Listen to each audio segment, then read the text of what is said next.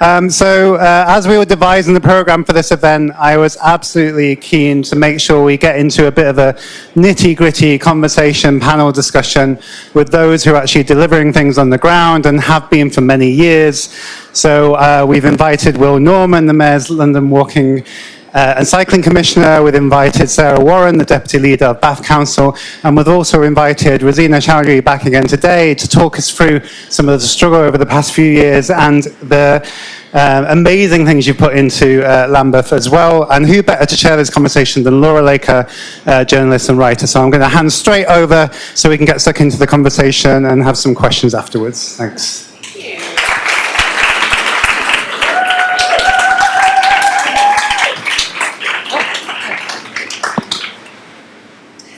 Great.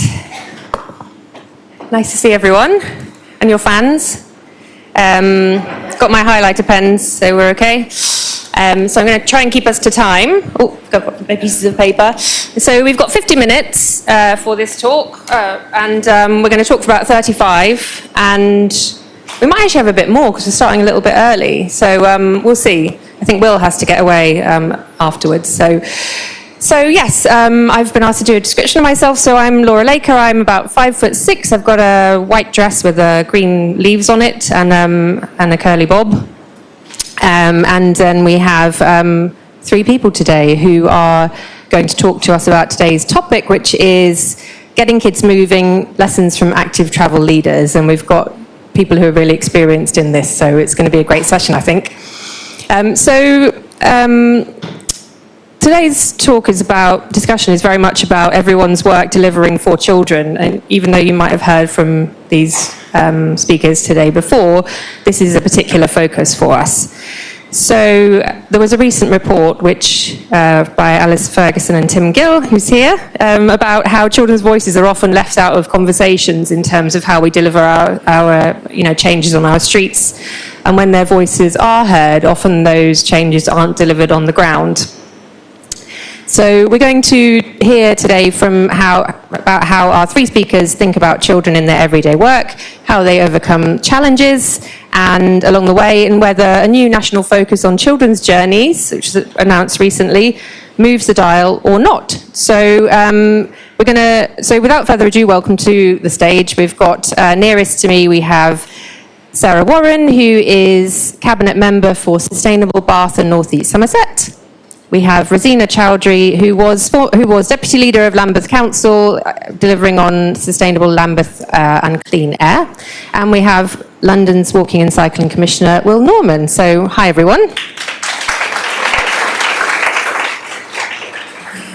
And so we're going to talk for about 35 minutes, and then we're going to have some questions. So I always think it's a good idea to think of questions as we go, because sometimes otherwise you get to the end and you draw a blank. So if something comes up, just make a mental note of it, and we'll try and stick to brief questions and not long statements, the usual.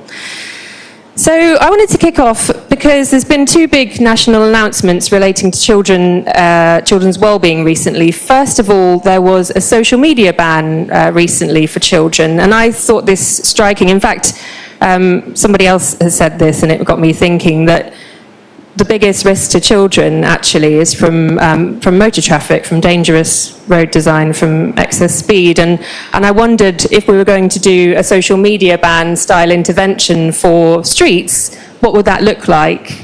And do we need to do it? And maybe I'll start with you, Sarah.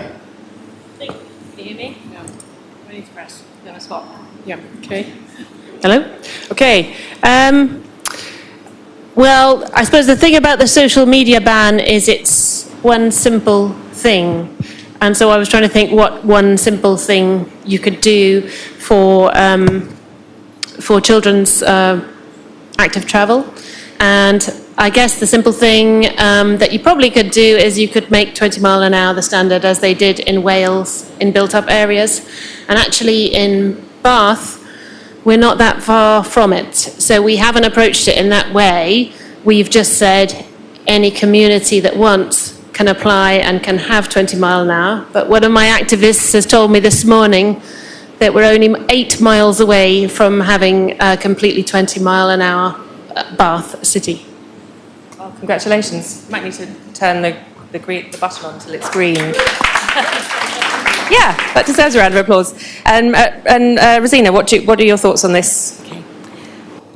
So yes, social media ban, so addressing the harms directly when it comes to our children.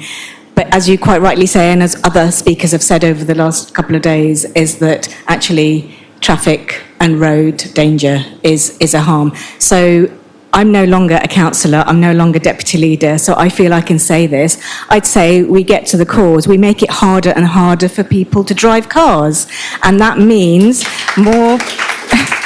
I can say this now. I'm unleashed well. But yeah, we need to do so much more about making sure that drivers pay the true price of what it costs to our environment and to our children to be driving around. We have to name the harm, and I don't think we've named the harm enough. Yeah, thank you. So I'm not convinced that the ban is going to be as easy as everybody says it is. Yeah, and I'm not sure that's going to be the single solution that is going to totally transform our kids' mental health to begin with.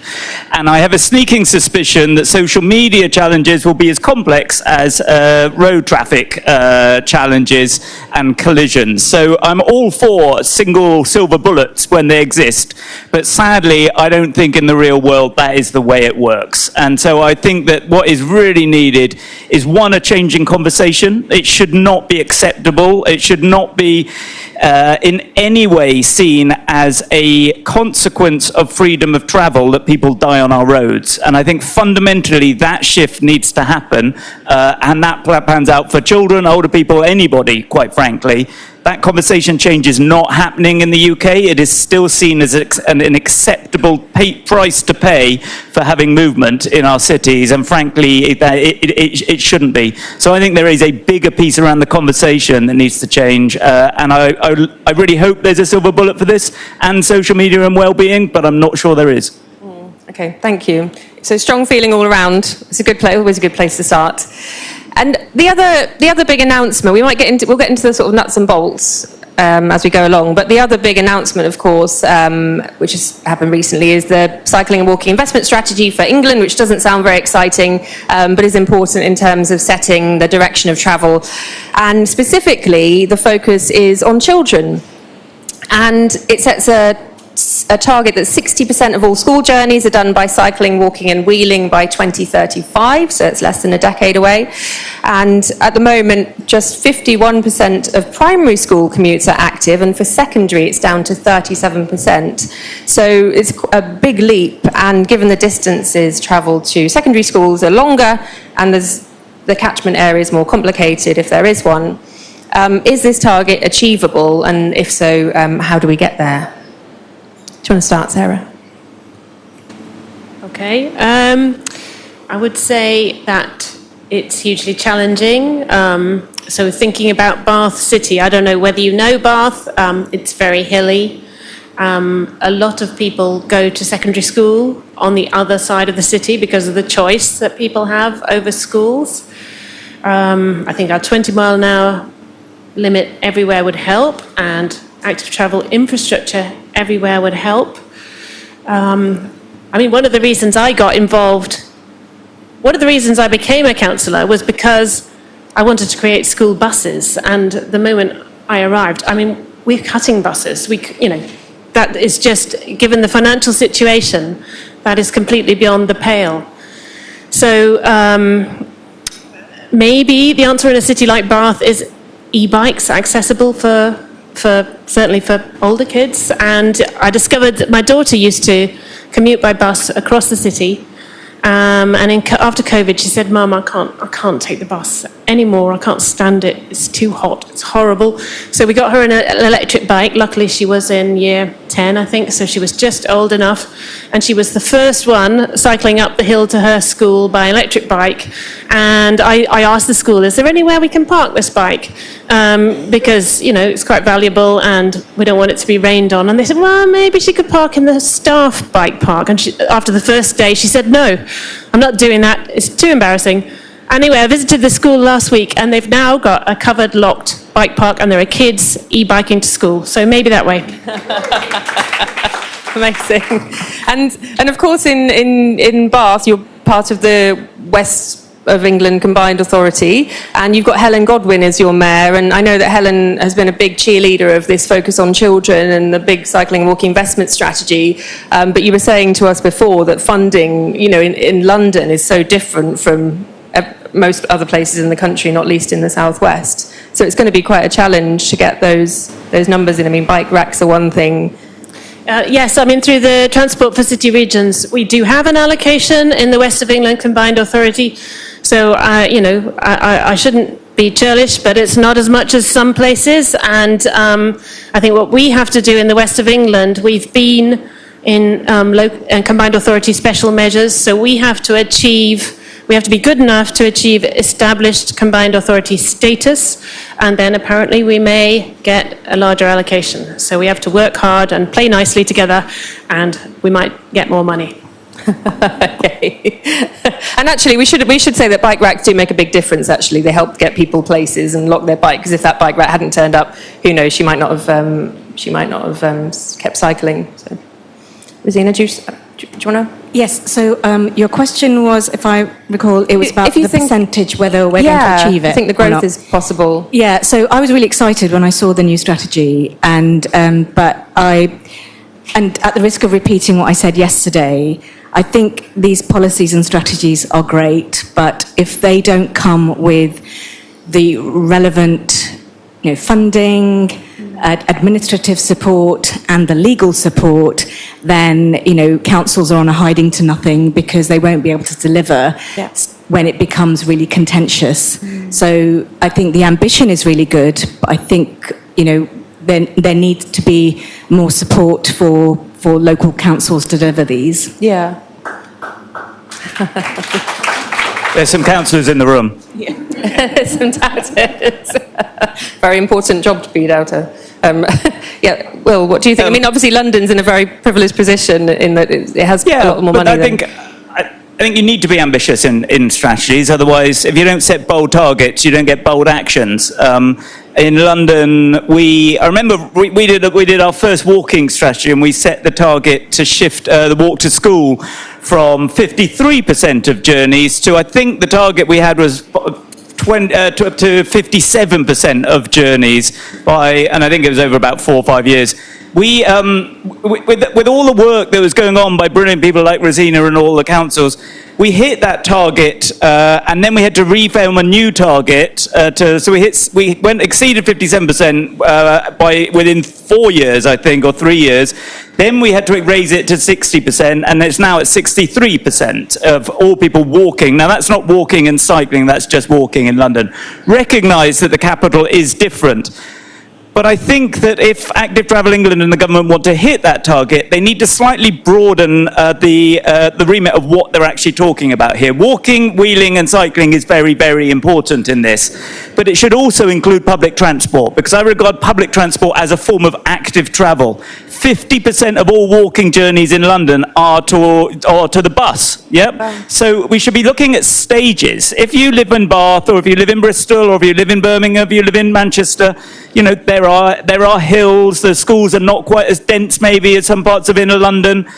Public transport should be part of that picture. It should be considered active travel, because you have to be active to get there.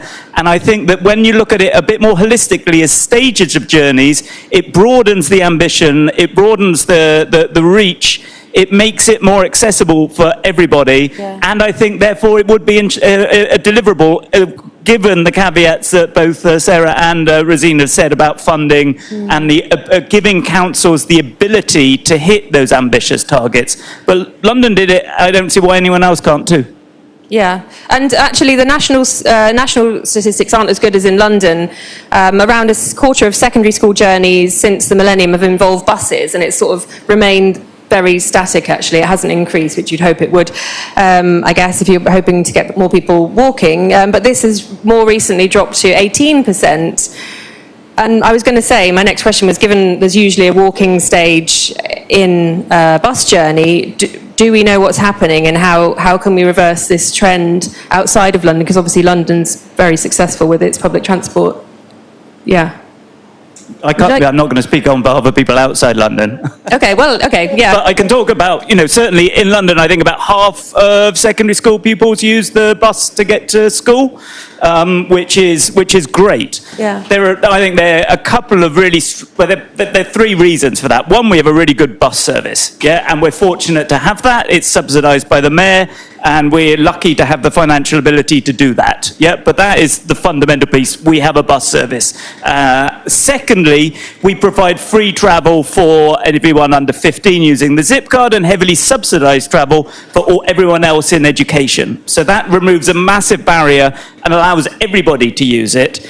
And thirdly, we also have a programme that operates in all schools, managing the transition from year 6 to year 7. So that is a key drop-off point. If you look at all the graphs of active travel and public transport use, that transition is absolutely vital, where you move from what is largely a dependent journey as a primary school kid to an independent journey as a secondary school kid. And so the Travel for Life programme that TfL operates reaches all year 6 kids in London to actually help them manage that transition of how to use the public transport network, what behaviours we expect of them while they're using a Zip card, etc., etc. So there is actual outreach, not to parents, not to teachers, but to the kids themselves to help make that transition. Because ultimately, if kids aren't walking, cycling and using public transport, we aren't going to have people walking, cycling and public transport users in the future, because the kids set that norm.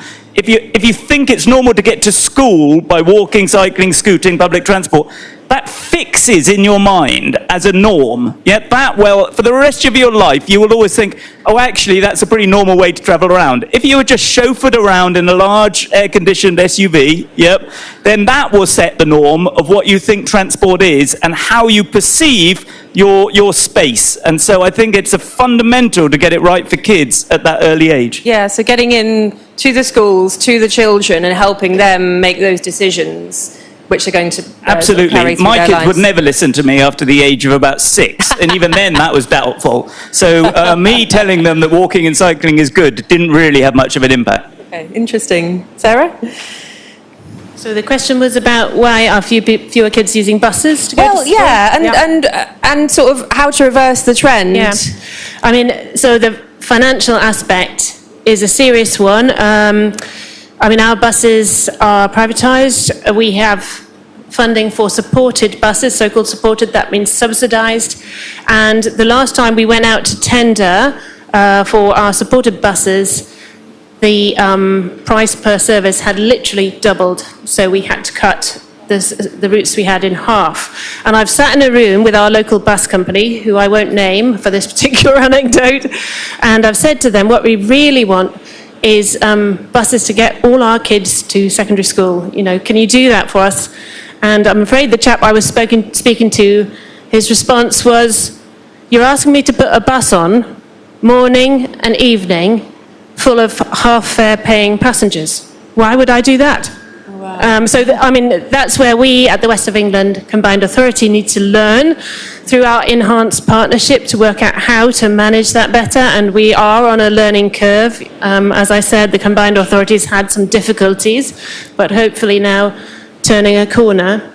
And there's another cultural question that I wanted to raise, if that's okay.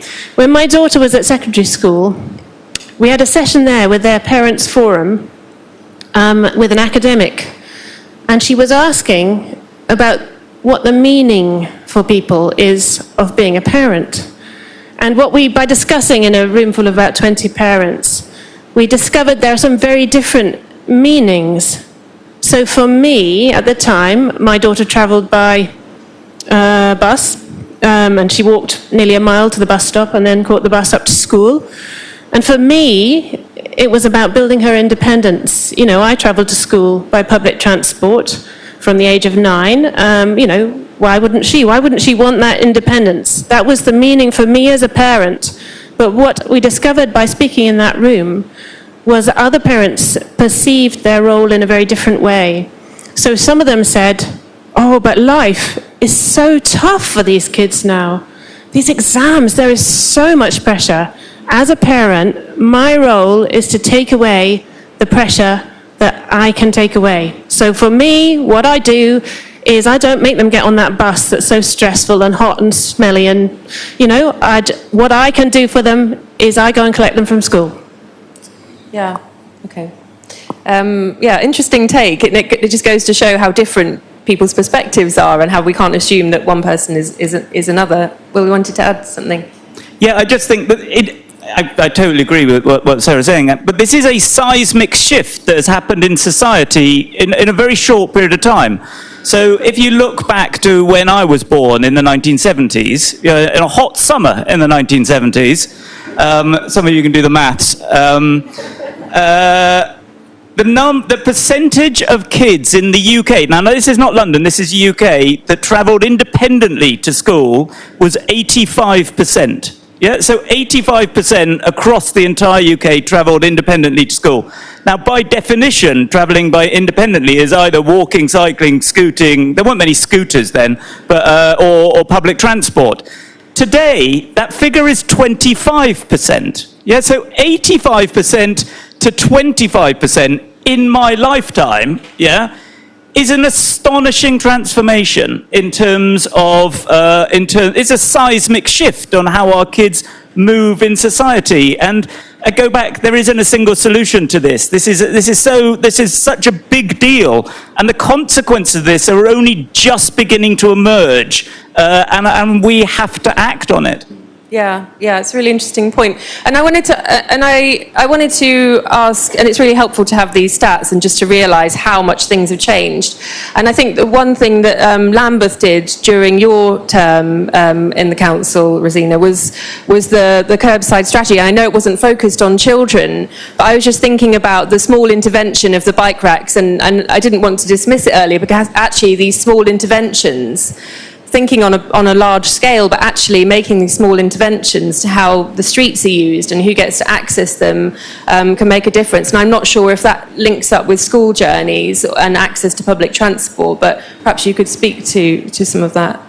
Yes, so the curbside strategy, I mean, it's a very broad strategy, but it covers lots of specific policies, and yes, it does link into making it easier for kids to be able to walk, cycle, scoot to school, because the simple element of taking cars off the road, when you take away parking spaces, you're taking away cars, and your roads immediately become more spacious, and filling it with planters and parklets, cycle hangers. And cycle hangers, now this is a really interesting thing, that previously cycle hangers used to be put in, and they were demand-led. So people used to contact the council and say, I need a cycle hanger, put one in, please, and they'd go onto a list. And what we were finding was that it was people in particular parts of the borough where there was lower car ownership anyway, and people were cycling more. So you were almost like feeding into somewhere where there was already demand. And in order to change behaviour, in order to make cycling more normal and more everyday for people, we thought, well, actually, we need to go where there isn't yet demand, but where we can anticipate some. And so that's why we had a much more kind of sort of democratic approach to putting in the cycle hangers, looking at where we had HMOs, where people were living in flats, where they couldn't store their bikes securely and safely. Putting those cycle hangers in meant that people could actually think about getting a bike and cycling more as well. So it's little things like that that and help. plenty of people store children's bikes in them, don't they? I mean, Exactly. I see them walking past little bikes in there. Yeah. Well, But I think this is true with bike hangers as well as school streets, if I'm completely honest, that both are excellent. Yeah. I was going to move on to school streets, actually. But you do need the ability to get to that bike hanger, yeah, or the ability to get to that school street. And that's why I think, there's a really good example. Go to Mossbourne Primary School, Banks, I think it's called Canal Side in Hackney, yeah, where they've got a school street, yeah, and they've also now got some bike lanes nearby and X, Y, and Z.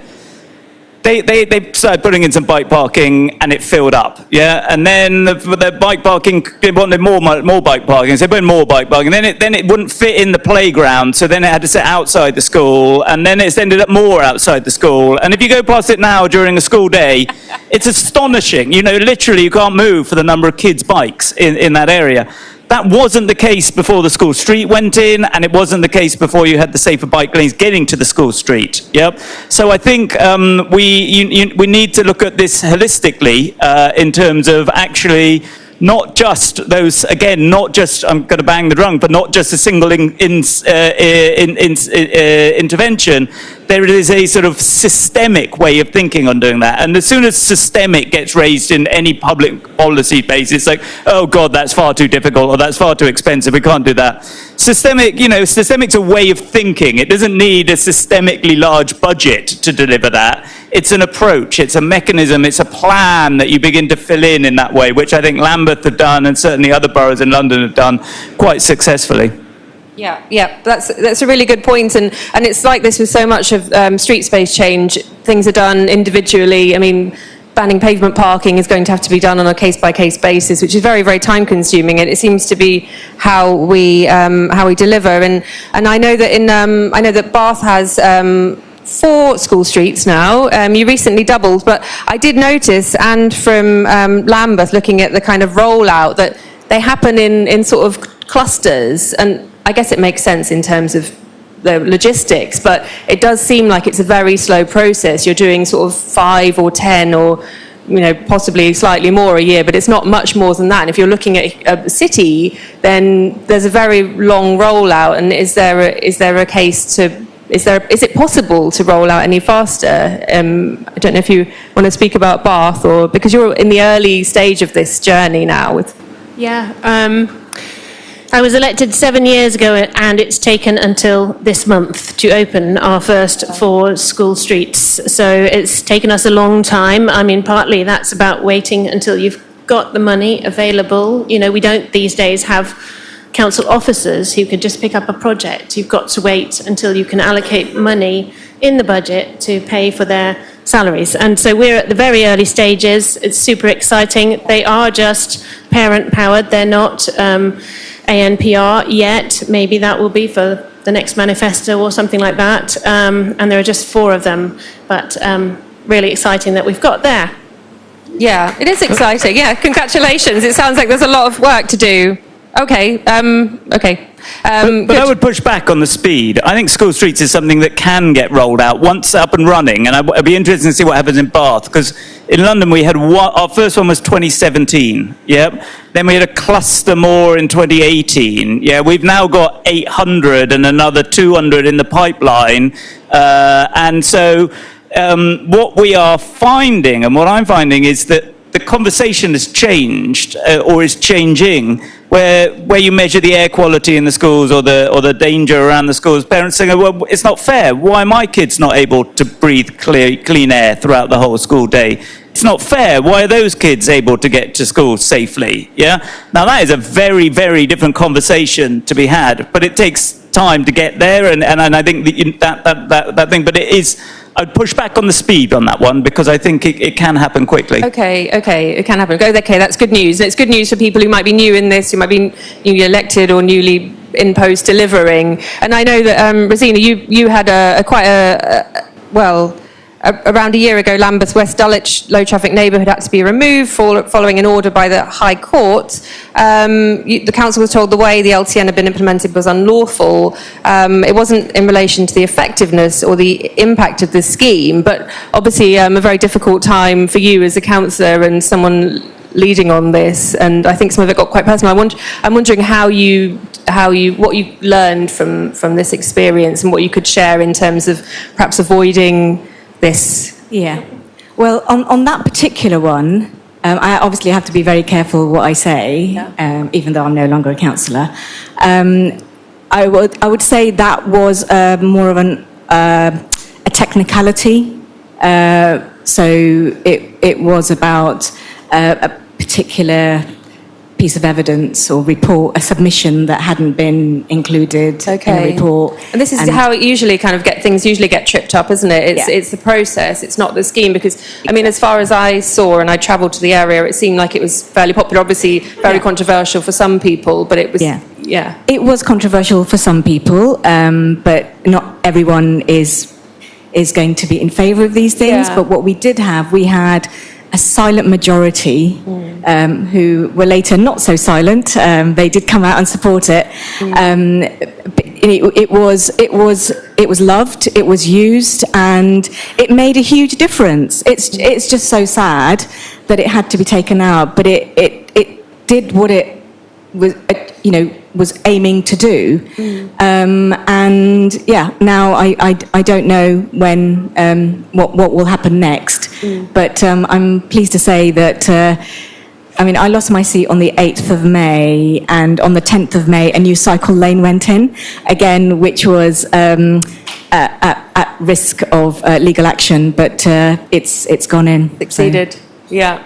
Okay. But let's be honest, doing ambitious stuff will create some backlash. I'd say to the team, if we're doing meaningful change like the Rosina delivered in Lambeth, by definition, not everybody is going to be happy all the time. And I think that's got to, everybody's got to go into this with their eyes open, that schemes that deliver meaningful change and will address that seismic shift that we've seen in society will create a backlash, and we will be controversial, and that's why we all have to work together to make sure that the quiet minority become more vocal, and we have the data to slap down the people who maybe who don't do this, but it's based on anecdote and misinformation. Yeah, and perhaps that's why, to end on a positive note, perhaps that's why focusing on children is so positive. One, because it's the right thing to do, but also, two, because people can understand change if you see it through a child's eyes. Nobody could argue against children's safety and their right to be able to breathe clean air or to be able to get to school independently. And I'm sure nobody enjoys the school run who lives in a city and drives it. So there's probably a lot to be said for that focus as well. I mean, I had other questions, but I'm sure we've got lots of good questions. We've got I hear we've got a great audience today, engaged audience, and so I'm hoping there's going to be some good questions, or any questions, but questions, not statements. So should we open it up to the floor? Who gets to choose? Okay, Will's pointing at someone. Okay, and don't be shy. Hi, thanks. This is Puya from Home Run, and I'm very glad to hear the school run being called what it is, which is a complex issue, systemic, cutting across many different sectors. It starts with admissions, cuts across public health, planning, so many sectors. I guess the question is, and we work with local authorities, given that the current structures of local authorities are so siloed, and in our experience, those different actual sectors and departments who are working across this don't talk to each other or kind of work with each other. What do you think are the things that have to happen to enable joined up work and planning? That's a good question. Who would like to answer this? Rosina? I will try to answer that question. What I found was that actually setting out your vision, so as a cabinet member, you set out your vision clearly to senior officers, to corporate directors, and you tell them what you want to achieve, and you leave it to them to achieve it, and then you keep chasing them to make sure. And also, if there are delays, if there are blocks, if things aren't happening soon or quick enough for you, you speak to the different corporate directors in charge and ask them what's going on. So that's how I did it. Yeah, Sarah? So I may be coming from a outside London perspective. I think that's a good thing. Yeah. So Bath and North East Somerset is a small local authority, and before the Lib Dems were elected 7 years ago, it had always swung every election. So the officers who were there, they thought they were there to protect the organisation from these politicians who come, they say a few things, then they'll be gone in a minute, there'll be another one along with a different idea. So I would say, I mean, same as Rosina, but I would say that over the 7 years, we've had to do a lot of cultural change through the organisation, a lot of change of senior personnel, and then, you know, you have to work down through the layers of the organisation. And I think we're now starting to get there. We have quite a new chief executive, and we've got massive financial savings still to make, again this year, £12 million to make. But she speaks in terms of transformation, and she speaks in terms of working across the public sector. So it remains to be seen how effective and how possible it is to save £12 million that way, rather than by cutting. But certainly we now have an organisation that feels as though it's ready to try to take on that challenge. Okay, thank you. And Will, you've had to work across with 33 different boroughs and a mayor, so Yeah, it's quite a different... that's great. No, what I was actually going to say was a slightly different perspective from a strategic authority perspective rather than maybe a council perspective. And what I was going to say is that these things don't happen by accident. Yep. That I think actually trying to drive systemic change, and, you know, one of the beautiful things about the work that we do, it impacts every area of social policy. If you're interested in health, the environment, the economy, the mental health, education, you name it, it brings benefits. And so therefore, you can embed what we've done in London is embed our healthy streets policy, which is is most predominant in transport. But you can see the same policy in the environment strategy. You can see it in the housing strategy. You can see it in the planning strategy. You can see it in the culture strategy. You can see it in the policing practices. So ensuring at a strategic level, like government or strategic authorities, ensuring that those policies are thought of systematically and systemically from the outset allows people to then have those conversations that Sarah and Rosina will have. Well, actually, this is in your statutory strategy. This is an expectation we have on you. It allows people to have that, interrogate the different departments, because it is thought of and it is designed as a systematic intervention. Okay, thank you. Well, that was a good question. Thank you, Pua. We've got time for one more question, I'm being told. Oh, be nice to have someone female. I don't know. Do you want, go on. Don't be shy. Hi, it's really a question for Sarah. So Bath has recently, I think, passed a motion for children's kind of freedom to play and safer streets. I think it might be called a playing out motion or something like that, which obviously is a statement of intent, and I think it passed unanimously, which is amazing, and it kind of leads the way for other councils to follow.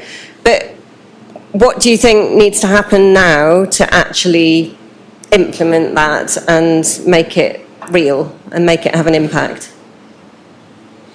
Well, I think we're back to systemic things, aren't we? I mean, one of the things that is going to go to our cabinet this week is our movement strategy, which aims to set out a 10-year vision, and again, in a very systemic and joined-up way, listing off, 15 different levers that we can use to reduce congestion, make nicer spaces.